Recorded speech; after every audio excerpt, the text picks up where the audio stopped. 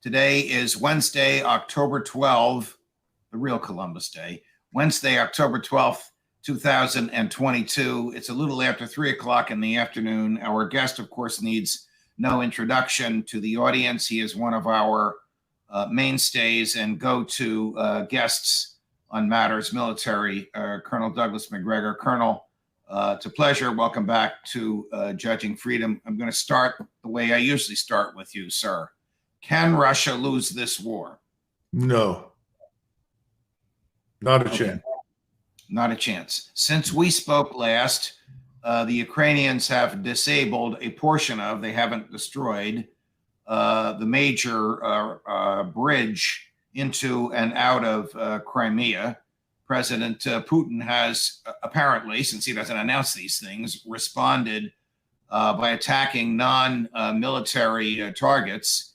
The Ukrainians continue to insist that they are pushing the Russians back. How do you see this going in light of the events that have occurred since last we spoke? And you may take issue with my summary of them. My summary is based on what I gleaned from your writings, from our colleague Scott Ritter and our former friends in the mainstream media.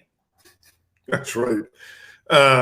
First of all, just to go very quickly to the bridge, that was a truck bomb, and the evidence is mounting that the SAS had a hand in it. It was a very elaborate plan. The British Special Operations Forces. That's what's coming out in open source, which doesn't surprise me. The SAS, by the way, is far more audacious than our own. And they seem to have had a hand in building this truck bomb, moving it around through Armenia and into Russia, and then driving it up to the bridge. Having said that, the damage is really quite minimal. And it did not interrupt the rail traffic, which is really what's critical, because Russian logistics depend heavily on railroads. They cross the vast distances in that country with ease and move most of the equipment and people. And the spans themselves, there are still 2 lanes carrying truck and automobile traffic. So I think we really grossly, as usual, exaggerated the impact of that. Now, as far as did the British special forces miss their mark? I mean, did they really think that this bomb would slice the bridge in 2 and prevent all traffic from going across it? Who knows? I mean, how much of that they did and how much the Ukrainians that were working with them did, who knows? I just thought it was interesting that in British sources, open sources, as elsewhere, people are mentioning the SAS, and I'm not surprised, because they are actually very effective, and I've seen them in action 20 years ago and 30 years ago. They're very good. Now, do they do underwater work? Might they have attacked the Nord Stream pipeline? I have no idea. That's a question I can't answer. I simply don't know. So again, if I had the facts, I would say something. I don't have all the facts on the bridge, but I know what didn't happen, and I know what's coming out through open source material. Is there any more intel or any more analysis from you about the Nord Stream attack, which of course now is nowhere near the front pages? Once they hit that bridge, people forgot about Nord Stream. Has it been repaired? Is gas going through it? Has anybody claimed responsibility? Is there any evidence as to who might have done it? I haven't anything more to add other than to say that apparently one pipeline in the conglomeration of pipelines that constitute Nord Stream 2 apparently is still full of natural gas, hasn't been damaged. And the Germans, and I think with the Danes and the Swedes, are investigating, but German spokesmen and the government have already said it looks as though they can repair it, Judge. So we'll see what happens. I'm sure the Germans will do everything in their power to repair the damage if it's repairable. So no, I have nothing else to add to that. I'm of the view that President Putin's saber rattling of nuclear weapons and President Biden's what I think are reckless responses are not serious and are just aimed for the television audience. I can't imagine Putin using any form of a nuclear weapon or chemical weapon. Can you? No, it's off the table. And there is no evidence whatsoever that the Russians are moving any nuclear warheads or preparing to use a nuclear weapon of any kind. So that's utter What nonsense. kind of a nuclear weapon would they use? Give us a little bit of an education. We're not talking about Hiroshima and Nagasaki. This must Well, be some sort of a low yield, if such a thing exists, defined weapon that hits a specific target. No? I would tell you that unless they are attacked with a nuclear weapon themselves, they will not employ one. And that's been made clear repeatedly. What Putin said before the intervention in Ukraine, this is actually in 2021, in response to statements by Zelensky, who was talking then about acquiring nuclear weapons, is that he warned Zelensky that if they acquired those weapons, that Russia would treat that as an imminent threat, an existential threat to Russia. And subsequently, he made it clear on more than one occasion that if they are attacked by a nuclear weapon, that they will respond, they will retaliate. Now, he and others who work with him have always said that our discussions, which are widespread in the United States right now, about the potential use of low-yield nuclear weapons, that is 5 kilotons or less, is insanity. They stick really closely to the notion of mutual assured destruction. And when we talk about limited nuclear strikes, limited nuclear war, which is what you're getting at, they see that as very dangerous because, again, their inclination is to regard the use of any nuclear weapon by us as an existential threat, precipitating a first strike from the Soviet or the Russian arsenal. Remember, they've got some 630 warheads, 6,300 warheads, about 500 more than we've got. All right. So what is a nuclear weapon today? Is it the Fat Boy, which was the nickname for what they dropped on Hiroshima? Is it a bomb that comes out of a B-52? Is it a missile? Does it aim at the Empire State Building? Missiles, what is it? The predominant means of delivery today is a missile. Now, we do have the capacity, and so do the Russians, to try and fly a bomber and deliver ordnance. Probability of that happening now is very low. Bombers are likely, if anybody thinks that they're carrying a nuclear weapon, they're going to be shot down. Bombers are not invincible, invisible, invulnerable. It's a lot of nonsense. Stealth is an illusion. Forget it. It can sometimes delay detection, but it cannot avoid detection. So the missile is the way it would be delivered, either from submarine or from land-based systems, predominantly mobile systems in the Russian case. And what does low yield mean in terms of people in the streets? Do they die, or does the nuclear stuff go away after a day? Or will it have the type of long-term effect that Hiroshima and Nagasaki had on the poor souls that were victimized? Right. Any nuclear weapon always results in blast, heat, and radiation. Now, a low-yield nuclear weapon, if it were delivered against a Capitol building, would annihilate everything in the immediate Capitol area. You know, for those of you that know Washington, D.C., from the rail yards over to the Navy Yard, as an example, absolutely, without question, would be destroyed.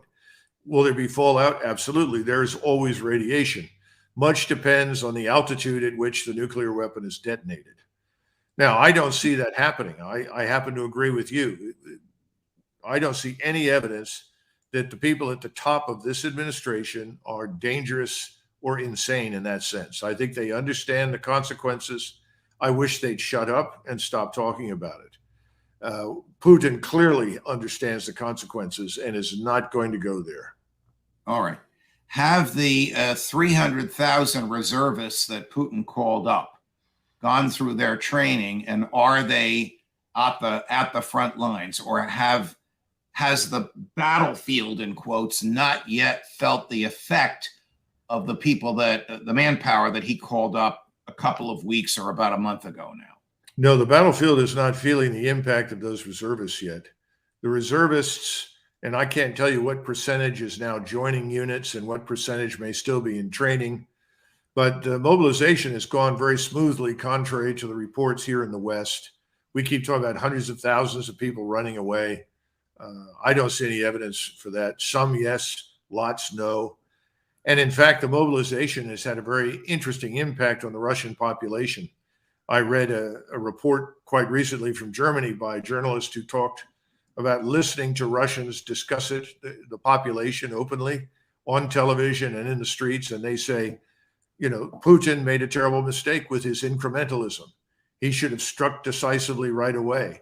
And this war has now moved from being a limited operation involving exclusively professional troops to a people's war. We need to finish this thing. We need to get it over with, and we need to strike decisively. So this is not weakening Russia. It hasn't destroyed cohesion. It's building unity, and it's building support for the war that Putin says is necessary. So I think that's important. So this is now the description you just gave us. Let's use the right force and get it over with. This is now the consensus of the Russian public. It is not Putin's a monster or Putin's incompetent. It's Putin is correcting his original mistake and we're supporting him. Is that a fair summary? I think that's a fair summary. You know, the other thing, too, to keep in mind is these reservists are going into groups of Russian forces that are collecting in the south and on the borders in the western part of Russia and in Belarus. And these forces are going to be quite large by the time they are amassed, but they will not be used in mass in a concentrated fashion, I would say, until November.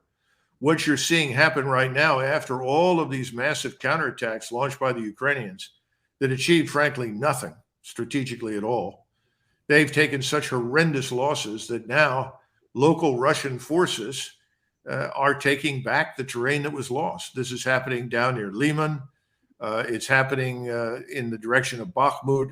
It's happening in Kherson. The very few kilometers that they managed to scrape out are being lost. I think what we're watching are modest attacks by the Russians to straighten lines and set the conditions for the really large offensive that will break in November. Is there a ground freezes? Remember, that's a precondition. Is there a military purpose to the recent attacks, heavy attacks on civilian and populated areas by the Russians? Yes. This was not, by the way, they say, well, we didn't attack non-military targets. Wait a minute. If it's vital infrastructure that provides power to the railroads, power to the population to heat itself, if it's destroying transportation infrastructure that moves food and supplies, those things are militarily important targets. So this propaganda is, well, now Putin's attacking the people. Shut up. He never has. This is serious. And let me make another suggestion. Might the attacks on populated areas be a military goal of getting the Ukrainians to move their anti-aircraft defenses away from the front lines and back to the populated areas, thereby giving more support to the Russian troops on the ground? There were 3 salvos of missiles launched, 202 missiles. The Ukrainians claim to have shot down 27% of those missiles with their air defenses. We have no way of knowing. Can't validate it. May be true. But we do know that the Russian attacks destroyed 80% of Ukrainian air defenses. Wow. That's a very large number. And that's why Zelensky was on the phone almost immediately with Biden pleading for more air defense systems. Secondly, those missiles struck the infrastructure I just mentioned, and they also destroyed key targets where there were intelligence analysts, including the secret police headquarters in Kyiv. These things were targeted so that the Ukrainians would know 2 things. Number one, we can do what the Americans can do. We have the precision-guided munitions. We have the technology and the capability. Number 2, you cannot hide from us. When we finally attack, we will strike just as we did now, only in far greater ferocity, far more targets throughout the depth of the country. These are the things that he refused to do back in February, would not even contemplate it. That's off the table now. So what do you suspect are the conversations in the State Department and the Defense Department of the U.S. and at the National Security Council in the West Wing? Are they reconsidering whether it was wise ever to support Ukraine? Are they suggesting more support? Thus far, every time there was reason to re-examine the wisdom of what we were doing, we doubled down on the dumb idea. And so I don't expect that to change. But what I do see a lot of evidence for now is fear. There's a lot of fear in Washington right now. This is a sea change, if you will, a dramatic shift on the Russian side. This is something they didn't expect. They thought that somehow or another we could bully and intimidate Putin and the Russian people. It's impossible. The opposite has happened. And now the Ukrainians are running out of manpower. This business of they have limitless manpower. Well, if you take someone who's a grandfather, someone who's 16, you hand them a weapon, put them in a uniform and say, go to the front, I guess that's limitless manpower. But that's a hell of a way to fight a war. And that's what's happening today in Ukraine. Who does winter help and who does winter hurt? The Russians have all the fuel they need. They have all the heat that they could wish for. Their infrastructure is largely intact.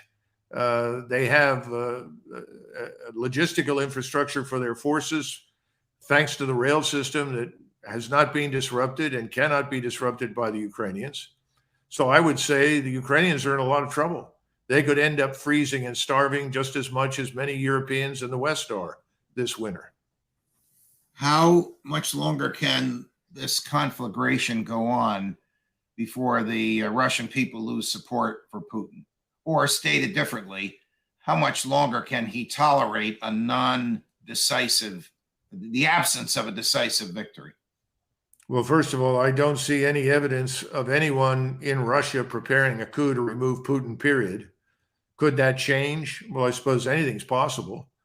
But I think President Biden's departure in the future is far more likely than President Putin's departure under any circumstances.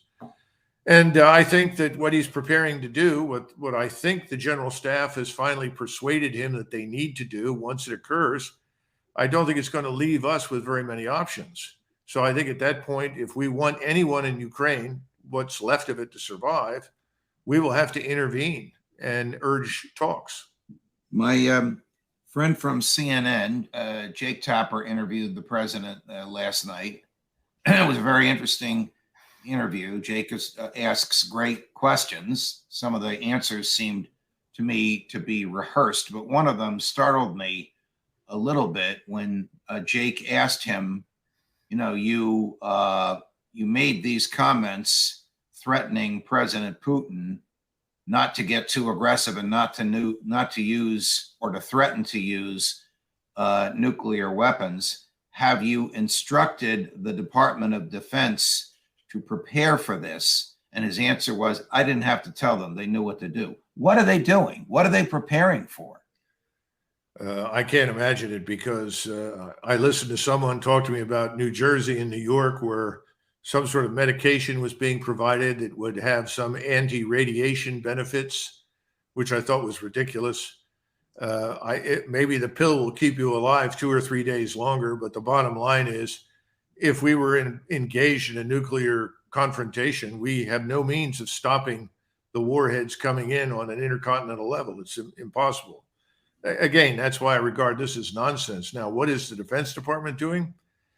They seem to be much more focused on wokeism, CRT, and purging the ranks of anybody who raises objections to it than anything else. I don't see any dramatic improvement in readiness, training, cohesion, or anything else. So I don't know what the president's talking about. Are we continuing to deplete our own military stockpiles to the point where we don't have surplus anymore? And what we're sending to Ukraine, we're sending from our needs, not from our excess. I think we're already there. Frankly, the few people I talk to that are involved in this have said, you know, we haven't got much more to send without putting our own war fighting capability at risk. So I think that's already happened, just as depleting our strategic oil reserve is a serious mistake as well. Now, I don't think we have much further to go. Europe obviously has nowhere to go at this point. They're in very serious trouble over there. No one ever broadcasts these mass demonstrations that are occurring across Western Europe. And you would think that Mrs. Meloni, who was just elected in Italy, is the return of Mussolini now, which is absurd. So the people in charge, the woke globalists, internationalists, and neocons all seem to be bent on destroying anyone and anyone who raises objections to their policies. And I don't see any end to that until these people are gone here in the United States. I don't know how we I do know that. that I know that Intel is not your personal experience, but you certainly understand the way it works. Do you think that American Intel, the high level people who meet with the president, not the grunts on the ground who are gathering facts, the high level people are still misleading him and telling him what he wants to hear? Or is anybody telling Joe Biden what you just told our audience, fortunate enough to have and to hear you? He has someone in his cabinet who could tell him the truth anytime he cares to hear it, and that's William Burns, who is the CIA director. Very capable man. So that your question really needs to be directed to him. As far as others are concerned, I'm not sure that President Biden is not simply repeating, reading, stating whatever the people around him want him to do. I've never been convinced that this is the original Joe Biden. I don't think it is, because Joe Biden in the past was a radically different personality from the one we're dealing with now. Well, I think I've told you this, and I've mentioned it on air a couple of times, that my first assignment on a law school faculty was Delaware Law School. This is back in the early Reagan years. And I was a full-time professor, and there was an adjunct on the faculty that everybody in the faculty thought didn't belong on a law school faculty. But I got along with this guy, and students liked him because he had a very nice personality. It was Joe Biden. Sure. And he and I have been friends since. You are right. Now, I haven't been with him since he's been vice president. I was with him once during his vice presidency on a train where he offered a seat next to me. He made the Secret Service guy get up. So he remembers his friends from the old days. But it is clear just from watching him last night with Jake Tapper, this is not the same person that I had lunch with or that I talked about talked with in the hallways of a law school or sat next to on the Acela during that south part of the trip from New York down to Washington. He would always get on at Wilmington. So somebody is either telling him what to say. We've known that, and somebody is making these decisions. Is Lloyd Austin making these decisions? I doubt seriously that he's making any decisions. I don't know what he's doing other than prosecuting a war against white supremacy and anybody else that questions the administration. You know, I think President Biden willingly, probably unwillingly, I have no idea, is part of what increasingly looks like a very complex and effective psychological operation that's being launched largely out of the United States and Great Britain to persuade people of several things. First of all, Ukraine is winning. Go back to 25 February, the day after the war began. Ukrainians are winning. Ukrainians are winning. Go to mid-March. Ukrainians are winning. Ukrainians are winning. You know, mid-April, Ukrainians are winning. Russians are losing. I mean, how many times do you have to hear this stuff before you finally say, well, if they're winning, why isn't it over? Why is this thing continuing? Well, we must be hearing it because my friends in the media are getting this information from intel sources who want it out there, irrespective of whether it's the truth. Of course. But we've been through this before. What happened when we went into Iraq in 2003? The WMD myth, you know, which was perpetrated from the highest levels and reinforced by everyone in the media. There was nobody that stood up and said, look, you want to go get rid of Saddam Hussein? That probably, you know, you can make a case for that, provided you focus on that and leave after it's over. Nobody went down that road. The whole idea was, how do we get in there and how do we stay as long as possible? Terrible questions, but that's what happened. So I don't think this is all that unique. And we've tried to do to Putin what we did to Saddam Hussein and Gaddafi and Assad and everybody else that doesn't go along with us. How much longer does this go on, Colonel? Will we still be talking about this in the spring? I hope not. I think that militarily it could end in November, December timeframe, judging from what I see building up for action in Ukraine. But again, that's not going to happen for another 3-4 weeks. certainly not until the ground is solid. And then I think we will see the gloves completely off, and the Russians will put an end to this war. Now, what happens at that point when it becomes abundantly clear that it's over? What are we going to do? Are we going to try and replace whomever is dead with someone else and make them do something? I have no idea. I think our own conditions here in the United States are worsening. Again, how do you make this economy well? We're headed to 4% on the 10-year treasuries. At the same time, the Chinese and the Japanese are dumping U.S. treasuries. How do you peddle your U.S. treasuries? How many can the Fed buy? We haven't even talked about inflation per se. I mean, how do you keep the whole economy from seizing up? I don't know. And then we haven't talked about the massive influx of the illegals and the breakdown in the rule of law across our major cities. So we're supposed to ignore all of these things that I just mentioned in favor of prosecuting this endless war to remove Putin, which is not going to happen. Well, a colonel, I almost called you general, a colonel. I mean, that's why we fight wars, to get the public's mind off of domestic ills. War is the health of the state. People pay more taxes. They step in line. They support their troops. It doesn't always happen. Didn't happen with Vietnam. It certainly has happened at other times. George W. probably had an 80% approval rating when he lied us into the war in Afghanistan. It certainly takes people's minds off the domestic woes. I wonder, and Colonel, I fear that that's what Joe Biden has in mind. He was so bellicose in the past 2 or 3 interviews, not only this one with Jake Tapper, but recent snippets of what he said, that, again, this is not the Joe Biden that you knew, that I knew, and I think that that's where we're going. And we may very well have started World War III without even knowing it. I mean, suppose one of those missiles that Putin sends to destroy the secret police headquarters or a railroad line kills American special forces.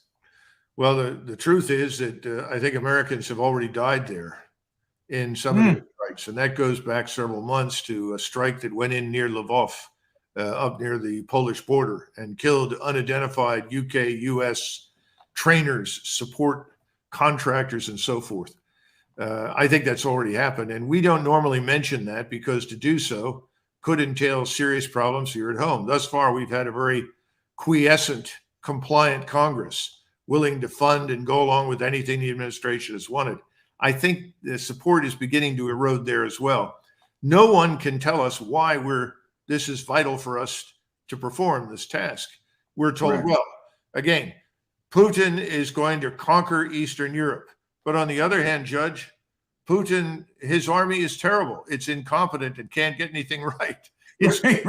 Right. They're making both ends of that argument. Yeah. Where do we come out on this whole thing? And first of all, no, the Russian armed forces are not large enough and strong enough to attack NATO, and nobody in Russia wants to do that.